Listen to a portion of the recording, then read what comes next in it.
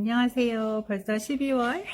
둘째 주 오늘 7시가 되었습니다. 오늘 저희가 시작할 책은 나의 눈부신 친구예요. 엘레나 페란타라고 해서 이탈리아 작가이기도 하고 타임지가 뽑은 100대 영향력 있는 사람에 뽑히기도 했지만 이 엘레나 페란타가 누군지는 아무도 모릅니다. 놀라웠게도 이 1992년에 첫 작품을 해서 거의 30년 동안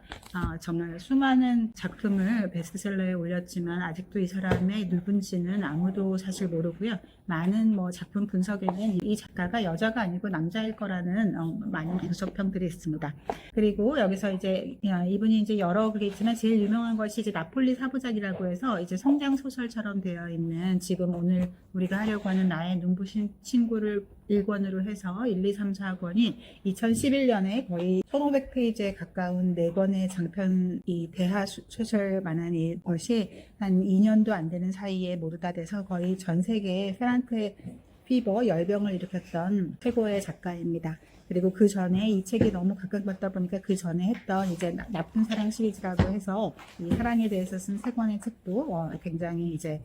각광을 받고 있습니다. 그리고 최근에도 또 새로운 책을 내서 아주 베스트셀러에 올랐고요. 그래서 이 책을 여러 사람들이 아는 사람도 많고 들은 사람도 있지만 저도 이걸 눈여겨본 거는 뉴욕타임즈가 21세기 100대 베스트 도서를 뽑았는데 100대 최고의 책 중에서도 당당히 1위를 해서 정말로 이거는 꼭 읽어봐야겠다 하는 마음으로 이제 관심을 가지게 되었습니다. 그래서 이제 이 책이 보면 정말 꼬마들의 6살짜리 아이들의 이야기서부터 시작하거든요. 그래서 이 1부는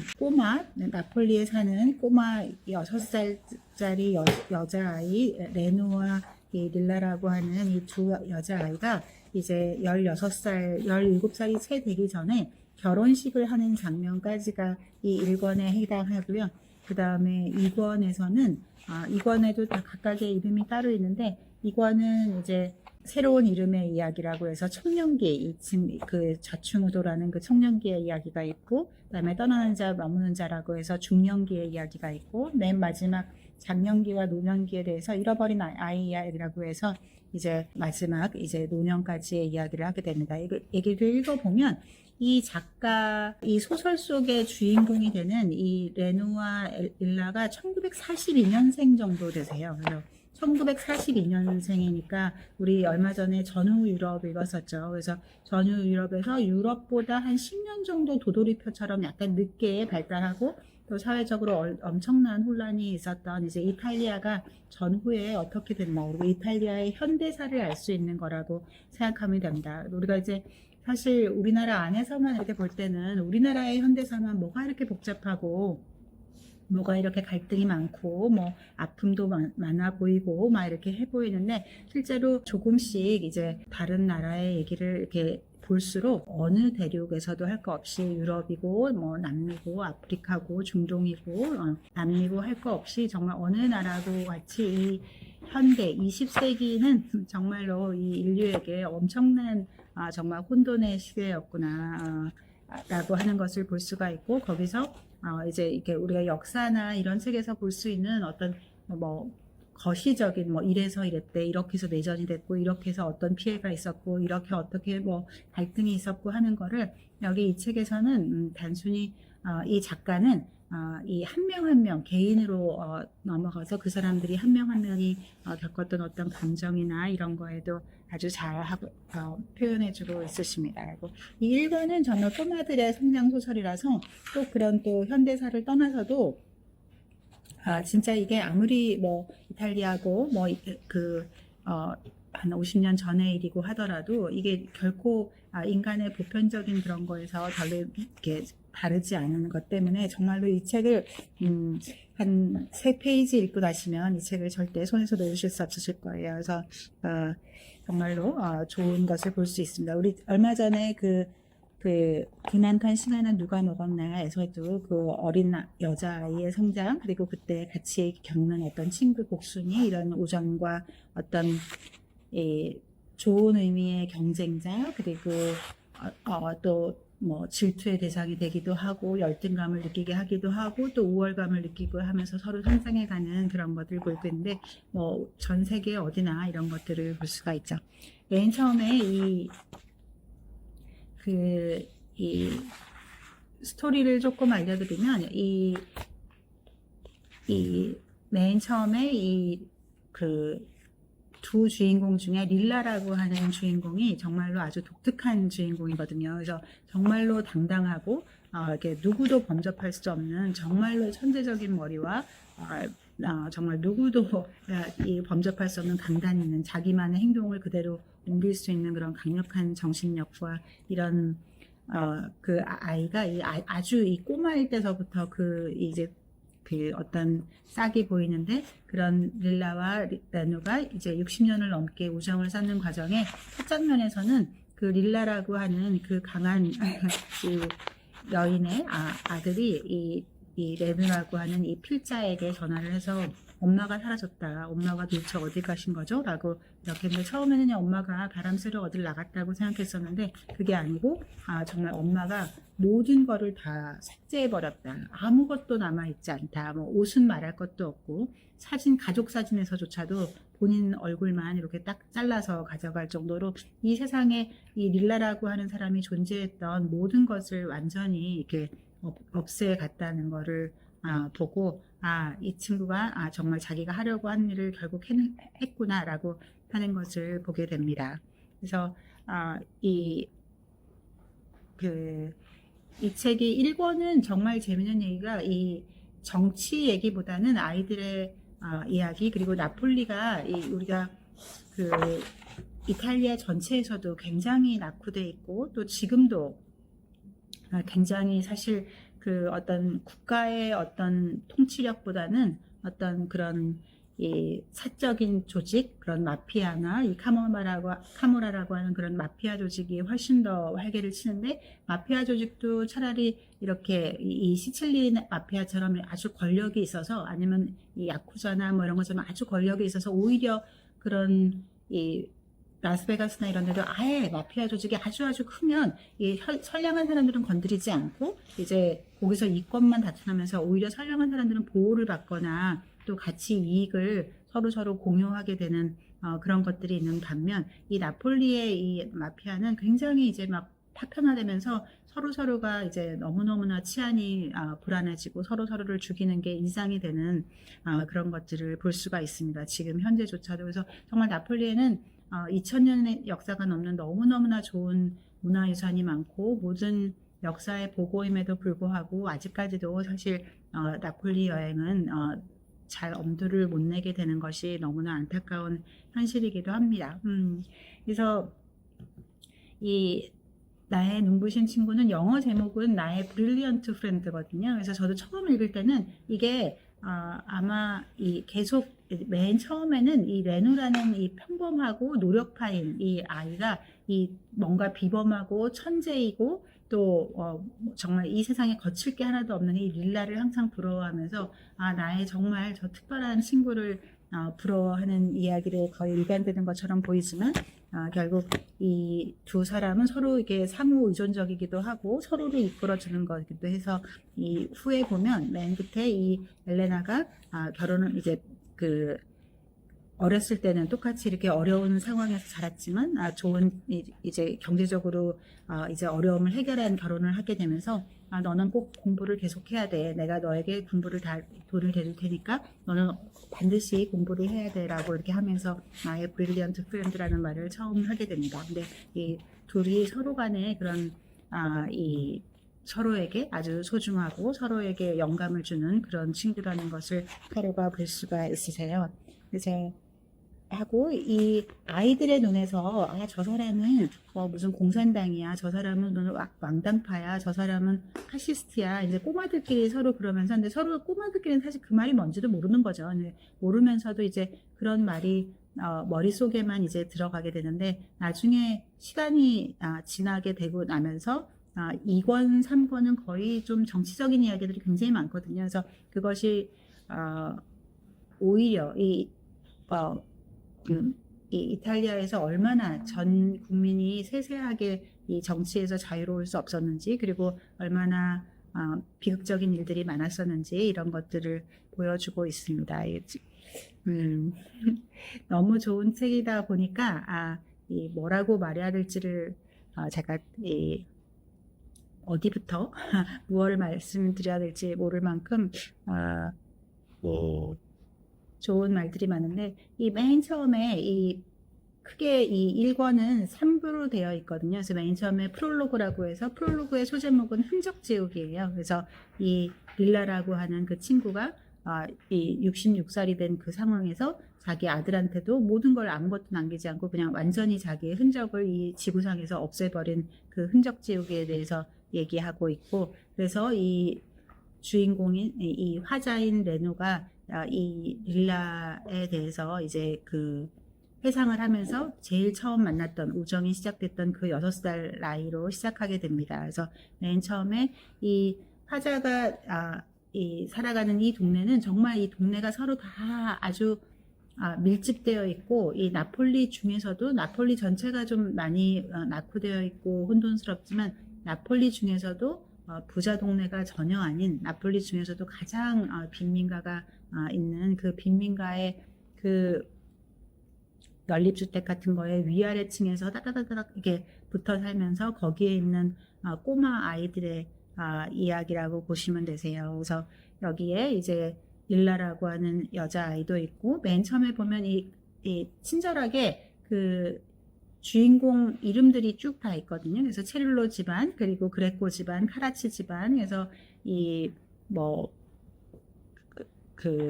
돈 아킬레라고 하는 좀 이렇게 악의 화신 같은 그런 동네 사람들이 전부 다 이 악의 화신이라고 믿는 그런 굉장히 돈이 많은 이 사람들의 이 서민들의 돈을 다 착취해 먹는 이제 그런 집에 대한 이야기가 맨 처음에 시작하게 되는데, 이 여기 맨 앞에 보면 책마다 이번 이 책에 등장하는 그 사람들의 이야기가 잘 돼 있거든요. 그래서 중간에 도대체 이 사람이 누구 딸이야, 누구 동생이야 이렇게 헷갈리시면 언제든지 앞으로 이렇게 와서 보시면 이게 누구의 동생이구나, 그러니까 이 집하고 저 집이 지금 원수인 거지, 이런 것들을 훨씬 더 알 수 있으세요. 그래서 이렇게 해서 맨 처음에 이 돈 아킬레라고 하는 이 아이들의 생각에는 정말로 그 어떤 마왕 같은 그런 집에 이 릴라가 이 화자인 레노의 그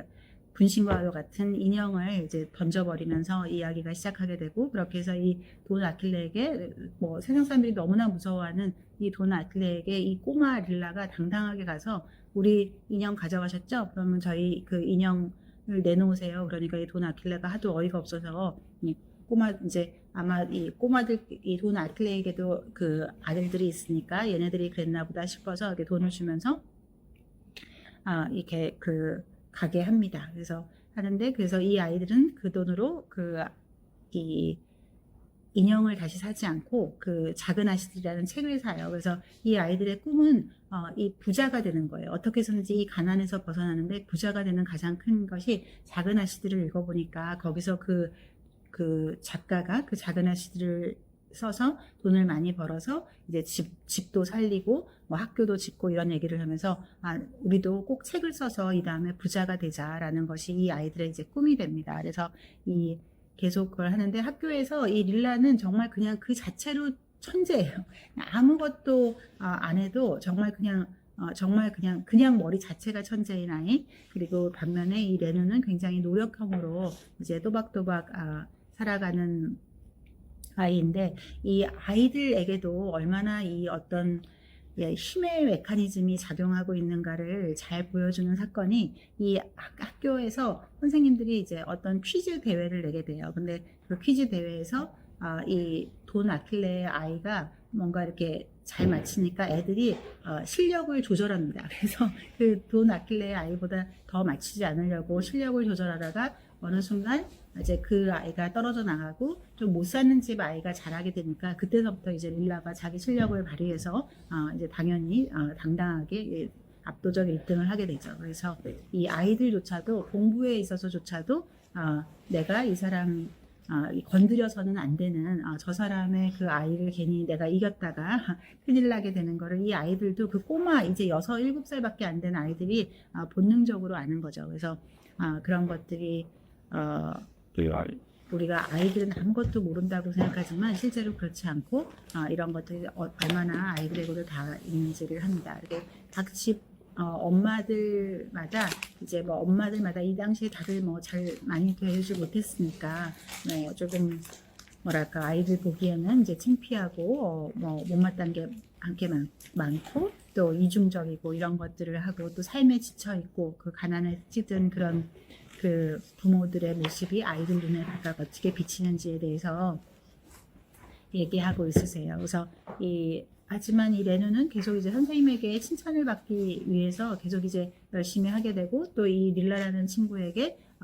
내가 너무 못나도 릴라라는 친구한테 이제 친할 수가 없잖아요. 그러니까 이 릴라라는 친구와 친구가 될 정도의 자기의 자질을 하기 위해서 항상 노력하고 하는 것을 볼 수가 있습니다. 하지만 이제 이때 우리 지난번 전후 유럽 할 때만 해도 이 당시에 이 아이들이 지금 자라는 때가 지금 1950년대 초거든요. 그래서 1950년대 초에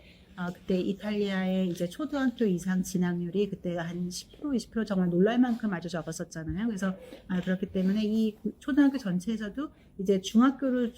진급하는 아이가 이 레누 한 명밖에 없어요. 그래서 릴라는 너무너무나 천재고 선생님이 너무너무나 안타까워했지만 뭐 그 부모님한테는 시도 안 먹히는 이야기였기 때문에 이제 릴라는 결국 중학교에 가지 못하고 이 레누만 중학교에 가게 됩니다. 그래서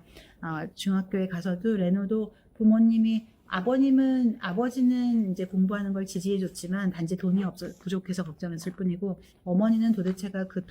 공부 같은 걸 도대체 왜 하는지 이해를 정말 못하는 상황이었지만 중학교에 가서 어쩌지 열심히 공부를 하고 또 중학교에 가서도 얘가 혼자서 공부를 못할 때 이 릴라라고 하는 친구는 그 초등학교에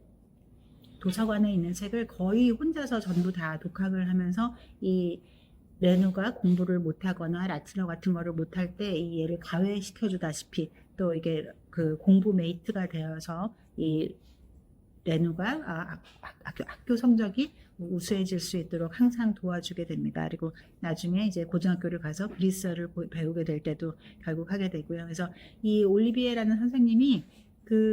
이 릴라라고 하는 천재 같은 이 아이가 공부를 못하게 됐을 때 너무나 안타까워하면서 이 레누에게 한 말이 너는 천민이 무엇인지 아니라고 하는 그런 표현을 하게 되는데 이 로마 시대의 그라쿠스 형제의 이야기를 하면서도 내가 지금 가지고 있는 상황에서 내가 이 상황을 벗어나려고 하는 그런 노력을 하지 않으면 결국은 천민으로 떨어질 수밖에 없고 너가 어떻게 해서든지 너가 지금 있는 상황에서 더 위로 향상하려고 애를 써야만 너가 정말 이 터널이나 함정에 빠져 있는 여기를 벗어날 수가 있다라고 하는 것을 선생님이 끝없이 격려해주고 이제 또 채찍질도 해주고 이렇게 하게 됩니다. 그래서 이 아이들이 이제 자라나게 되고 릴라는 뭐 정말 훌륭한 이야기꾼일 뿐만 아니라 뭐 언어에도 천재적인 생각이 있고 수학에도 뭐 무엇을 하든 그냥 순간적으로 직관적으로 모든 것을 천재적으로 해내는 것들을 이 초등학교의 순간에 이제 하게 되고 이 동네는 정말로 이제 뭐 어느 집 할 거 없이 전부 다 이 폭력으로 다 되어 있어요. 이 집 간의 폭력은 말할 것도 없고 또 이 가정 안에서도 아버지가 어머니에게 어머니가 아이들에게 또 아버지가 아이들에게 또 형제가 이제 오빠가 여동생들에게 이렇게 하는 그런 폭력이 너무너무 지금 우리가 보면 뭐 입이 안 다물어주는 정도의 폭력이나 이 아이들은 이게 하나도 이상하지 않은 너무나 당연한 그런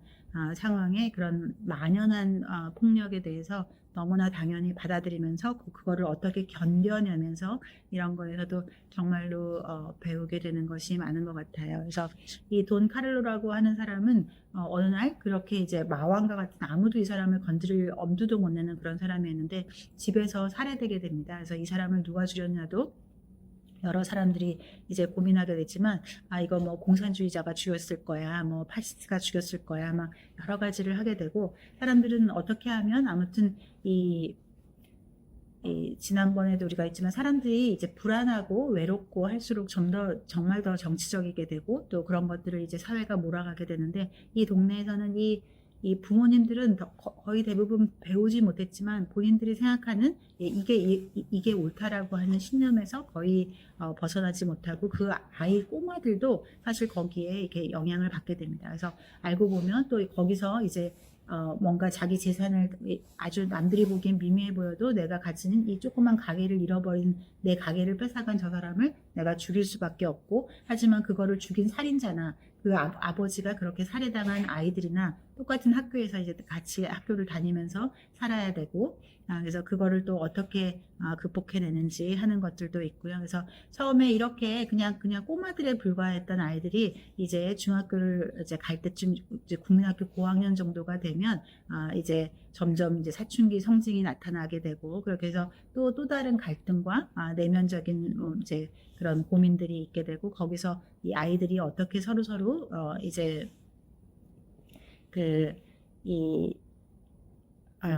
서로를 뭐 놀리고 거기서 서로 대항하고 이런 것이 보게 됩니다. 그리고 이 꼬마들조차도 이 정의라고 하는 것이 도대체 무엇인지, 제도나 법률이 이 정의가 어떻게 실현되는지에 대해서 이 꼬마들의 이 혼란스러운 눈으로도 이런 것들이 굉장히 이제 중요하게 되세요. 근데 이제 이 아이들은 어쨌든 학생이니까 처음에는 이제 오로지 공부밖에 생각이 없다가 이제 시간이 들면서 그 꼬마 남자들을 처음에는 서로 막 돌 던지고 막 서로 이제 싫어했지만 점점 이제 사춘기가 되면서 그런 아이들이 점점 더 이제 남자다워지고 또 여자다워지고 이렇게 하면서 서로 이제 첫사랑이 생기고 이런 것들을 보면서 그 아이들이 어떻게 성장해 가는지, 그리고 아이들의 눈으로 바라보는 또 사랑은 무엇인지라고 하는 것을 볼 수가 있습니다. 이 책의 정말 재밌는 점은, 제가 처음에 이 책을 볼 때는 이 책이 너무 그냥 재밌기만 해서 막 이 다음 어떻게 되지 하고 서 이 책을 막 읽기만 했어요. 그리고 이제 이름도 막 너무 많아서 헷갈리지만 그냥 뭐 얘가 이렇게 됐구나, 얘가 이렇게 연결됐네, 막 이렇게 하고 이렇게 했었는데, 저도 이제 궁금해서 이 네 권의 스토리가 도대체 어떻게 되는지 궁금해서 이거를 이렇게 쭉 읽으면서 다 읽지는 못했지만 이제 저 끝으로 가면 이제 그 노년기에 하게 되면 이 아이들의 어떤 변모가 있거든요. 그래서 저 사람이랑 이렇게 엮여지고 저 사람이랑 이렇게 헤어지고 이렇게 쟤는 나쁜 놈이 되고 쟤는 이렇게 좋은 사람이 되고 뭐 이게 이렇게 삶의 궤적, 60년에 걸친 이 동네 아이들의 어떤 궤적이 쭉 나오거든요. 근데 그 궤적이 사실은 이 다음에 제가 이 책을 이제 재독을 하면서 두 번째를 읽을 때 너무너무 여기에 다 있어요. 아이들이 이제 겨우 8살, 10살, 12살 요 정도인데 요때 아이들이 한 어떤 상징적인 행동에서 얘가 그런 사람이 되게 돼 있었다는 게 여기에 너무나 나타나 있는 걸 보고 너무너무 놀랐습니다. 근데 우리가 보통 사춘기나 20대를 거치면서는 그런 거를 잘 못 보죠. 그냥 걔가 그때 너무 잘생기고 멋있고 뭐 따뜻한 말을 해주고, 아니면 걔가 좀 너무 강인해 보이고 우락부락해 보이고, 아니면 너무 튼튼해서 이제 믿음직하고 걔가 너무 성적이 좋아서 선생님한테 인정받는 게 부럽고 이런 어떤 밖에서 보이는 것만 보고 아이들이 끌리기도 하고 무시하기도 하고 했는데, 그 안에 그때는 정말 가난하고 못 배우고 했지만 결국 누가 마지막까지 그 사람을 끝까지 지켜주는지, 또 그때는 그렇게 멋있어 보이고 했었지만 결국은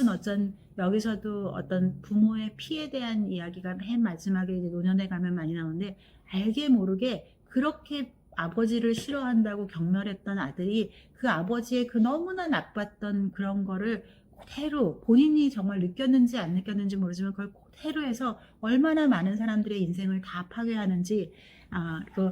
나는 이제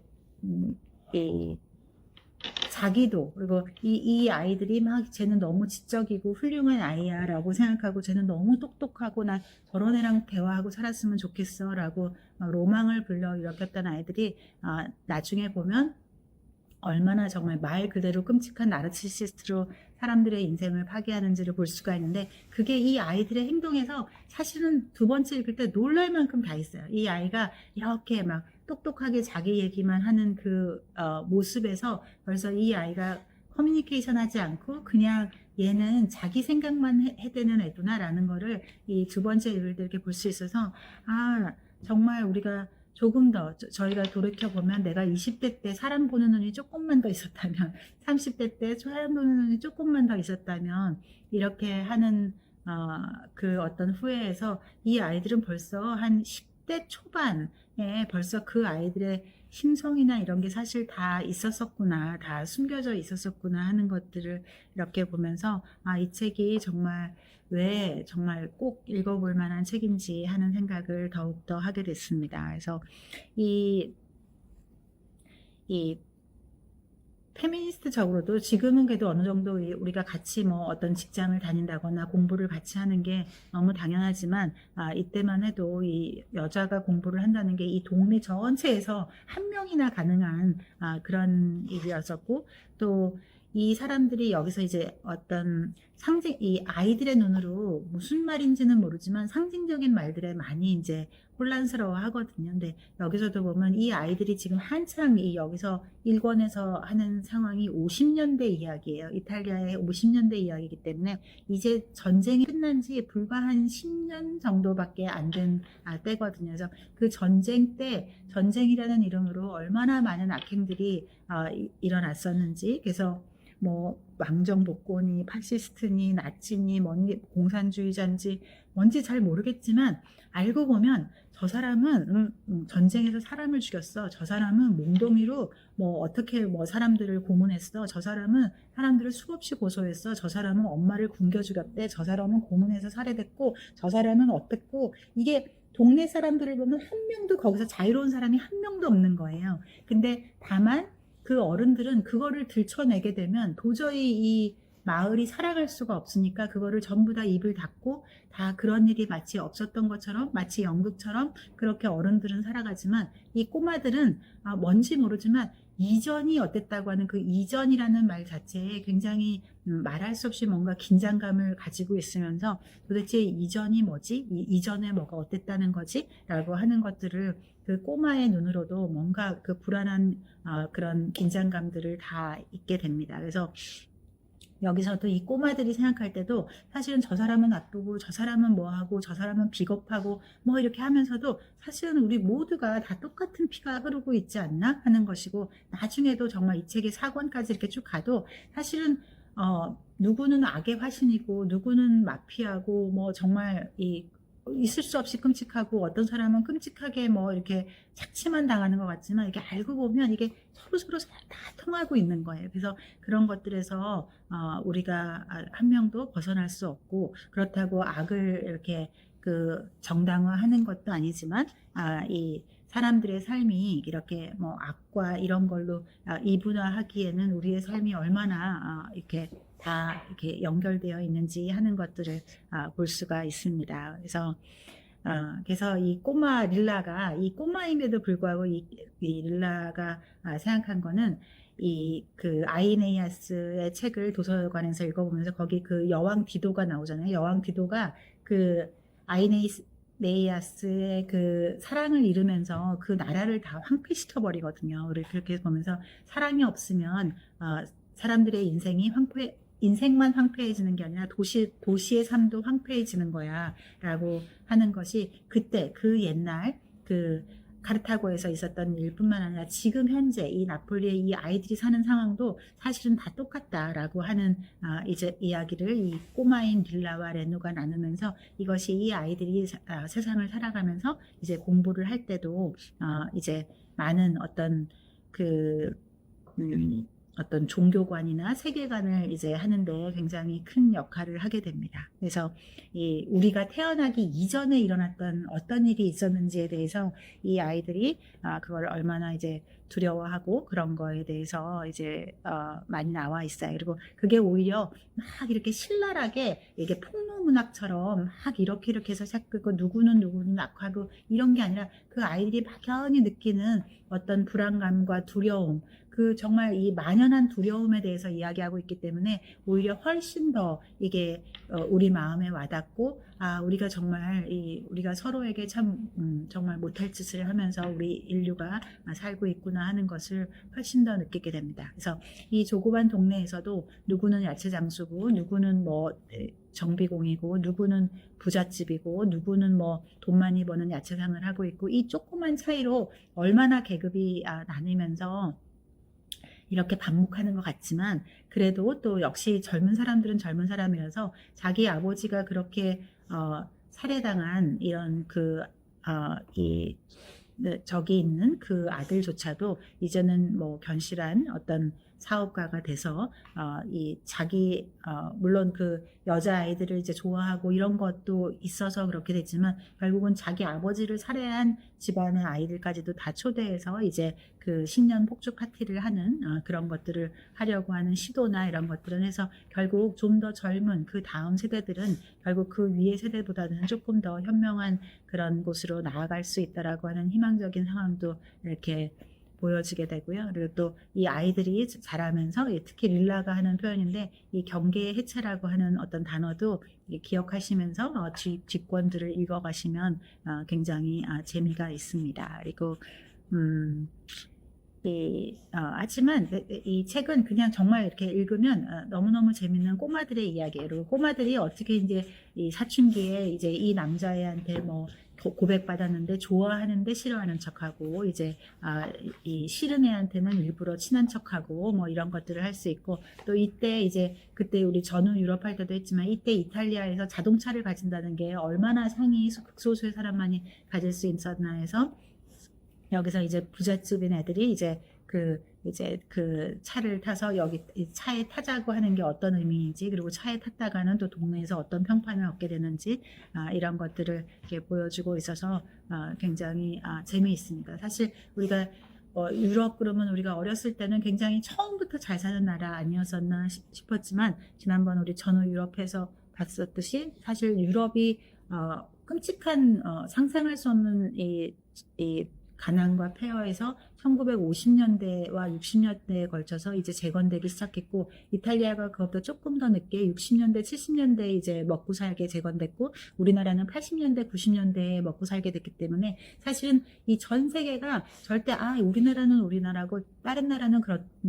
또 전혀 다른 거라고 생각하는데, 절대 그렇지가 않고, 정말 전 세계의 어떤 상황들이 거의 도돌이표처럼, 거의 데칼코마니처럼 정말 똑같이 조금의 시간 차이만 있게 돌아간다는 것을 보면 정말로 세상을 보는 눈이 조금 더 달라지는 것 같습니다. 그래서 이 아이가 이제 선생님의 사랑을 받으며 처음으로 이제 그 이스키아 섬이라는 곳에 이제 휴양지에 놀러 가게 되는 곳이 나오고요. 여기서 이제 시인으로 유명한 어떤 도나토 아저씨라고 하는 사람의 어떤 놀라운 반전이 있습니다. 그래서 꼭 그거는 읽어보시기를 바라고, 그래서 그 아이들이 이제 다시 이제 결혼을 선택할 때가 됐을 때, 어떻게 이 아이들이 서로 좋아하는 사람들 간에 이제 포기하고 또 사랑을 쟁취하고 하는 것들이 있고요. 또 이렇게 어렵게 성취된 사랑이 또 결혼 후에는 어떻게 변질되는지를 또 그 뒤에 보면서 이렇게 알 수가 있습니다. 그리고 또 여기서 계속해서 나오는 것 중에 하나가, 이 릴라가 너무나 천재적인 아이기 때문에 이 레누는 계속 이 릴라의 어떤 글쓰기 방식이나 릴라의 어떤 생각하는 방식에 대해서 굉장히 이제 부러워하고, 거기에 대해서 수치심과 열등감을 느끼게 되고 이렇게 되는데, 그거를 조금씩 자기를 개선하기 위해서 어떻게 나아가는가 하는 것입니다. 그리고 이제 어렸을 때 이렇게 뜻하지 않게 어떤 어른들의 어떤 그런 이 성적인 어떤 어뷰징을 받게 됐을 때, 그때 그 끔찍함과 즐거움, 신체의 그 즐거움을 갖게 된다는 게 얼마나 나 스스로에 대해서 혐오스럽고, 또 그 가해자에게도 혐오스러웠었는지, 그런 분노스러움과 그런 거에 대해서 절대로 아무한테도 말할 수 없는 이런 것들도 있고, 그래서 아마도 이 저자가 자기를 밝혔다면 이렇게 재미있는 책을 쓰진 못했을 것 같아요. 근데 아마 이 저자가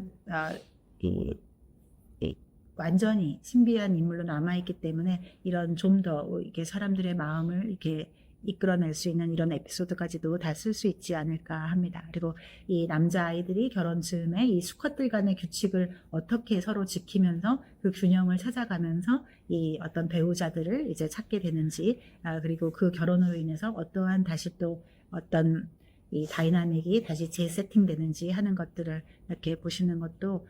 굉장히 재미가 있습니다. 그리고 하지만 정말 안타까운 거는 이 일라라고 하는 친구가 정말 그렇게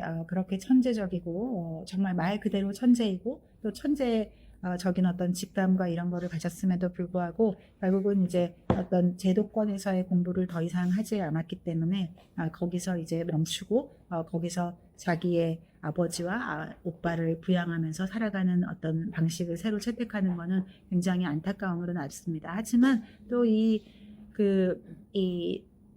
사춘기의 이 이야기가 온통이 구두 이야기라고 해서 되어 있거든요. 그래서 이 구두를 만든다고 하는 것이 이 아이에게 어떻게 이 세상으로 나아가는 꿈을 연결시켜주는 어떤 희망의 어떤 단어인지, 그래서 이 구두를 만드는 것이 굉장히 중요해서 결국 자기 배우자를 택할 때도 내가 이 구두라고 하는 내가 만든 어떤 그 삶의 꿈, 이 꿈을 실현할 수 있는 쪽으로 자기의 어떤 인생의 행로를 결정하는 것도 굉장히 재미있어요. 그리고 여기서 그 아이들이 그냥 이제 뭐 지적인 거를 굉장히 좋아하고 그래서 지적인 아이들한테 끌리고 이런 것들도 있지만 이 아이들이 그 꼬마임에도 불구하고 겨우 이제 중학생임에도 불구하고 자기보다 우수한 아이를 알게 모르게 어떻게 질투하고 사실은 그 아이가 더 잘 되지 않게 서로 이렇게 하게 하는지를 나중에 이렇게 드러나는 것도 있습니다. 그래서 이렇게 보면 제가 정말로 오히려 첫 번째 읽는 너무너무 재밌다 이 얘기요. 진짜 어떻게 이렇게 이 사람들 간의 폭력, 아이들 간의 폭력, 가정 간의 폭력, 사회의 어떤 그런 거, 그리고 그 안에 끈끈한 폭력만 있는 게 아니라 하지만 이 아이들이 얼마나 서로를 사랑하고 끈끈하고 서로에게 의지할 수밖에 없나. 이 폭력이 난무하지만 이 사람들 간의 의지가 없으면 처음부터 살아갈 수가 없는 사람들이기 때문에 우리 인간이 다 이렇게 서로 원수 같지만 서로 의지하면서 살아갈 수밖에 없고 또 그런 걸 통해서 어쨌든 살아갈 수 있는 힘을 얻는다는 것도 굉장히 신기하지만 제가 정말 두 번째 읽으면서 오히려 훨씬 더 놀라웠던 건 이 꼬마들이 아주 순간순간 스치는 이 행동에서 얘가 결국 나중에 살아갈 이게 여기 다 있었구나. 진짜 이렇게 그냥 좀 바보 같아 보이고 이렇게 했지만 이 우직했던 애가 결국 어떻게 사람들을 지켜내는지 또 저렇게 똑똑하고 빛나 보였지만 얼마나 야비하고 비열하게 많은 사람들을 이용만 했는지 이 아이들의 생활에서는 그냥 아주 조금 스쳐가는 걸 심지어는 그게 그냥 뭐 유치해 보이거나 무식해 보이거나 또 그냥 되게 멋있어 보였던 것들이 거기에 다 복선이 있어서 그 뒤에는 어떻게 전혀 달라지게 되는지, 그리고 이 아이들 간에도 좀 부모가 잘 사는 집 아이와 부모가 조금 먹고 사는 집 아이들 간에 어떻게 이제 그 서로 간에 어떤 헤게모니가 결정되는지 이런 것도 아이들의 눈으로 보고 있어서 굉장히 재미있는 하여간 배울 게 많고 어찌 보면 아이들을 키우는 부모라고 하더라도 꼭 읽어보셨으면 좋겠어요. 그래서 아이들이 저런 생각을 가지고 있구나라고 하는 것들을 보시면 오히려 내가 성장이 끝났다고 생각하는 게 아니라 내가 내 아이들을 키운다면 그리고 내 아이가 지금 꼬마든 사춘기든 20대건 간에 할 거 없이 젊은 아이들이 어린 아이들이 저렇게 생각하는구나를 이렇게 하는 것이 이해하는데 굉장히 잘 도움이 될 것 같습니다. 그리고 정말로 이 두 친구가 서로를 이제 질투하고 부러워하고 또 같이 라이벌하고 이끌어주고 이런 것들을 하지만 맨 마지막에 릴라가 결국 어떤 경제적인 거를 위한 목적으로 자기의 이 진로를 큰 궤적에서 결정하면서 이 친구인 레노에게는 너는 정말 내 눈부신 친구잖아. 너는 그 누구보다도 뛰어난 사람이 돼야 돼. 남녀를 통틀어서 말이야. 돈은 내가 줄게. 넌 항상 공부를 해야 돼. 절대로 멈추지 마. 이런 말들을 하게 되는데 이 아이들이 이렇게 이제 16살을 넘어서 이제 성인으로 올라가는 이야기로 이 책은 거의 다 끝나가고 있습니다. 하지만 이 책의 마지막도 너무너무 마치 영화처럼 끝나게 되세요. 그래서 이 마지막 결혼식 장면까지 아마 정말 놀라실 거예요. 그리고 이게 이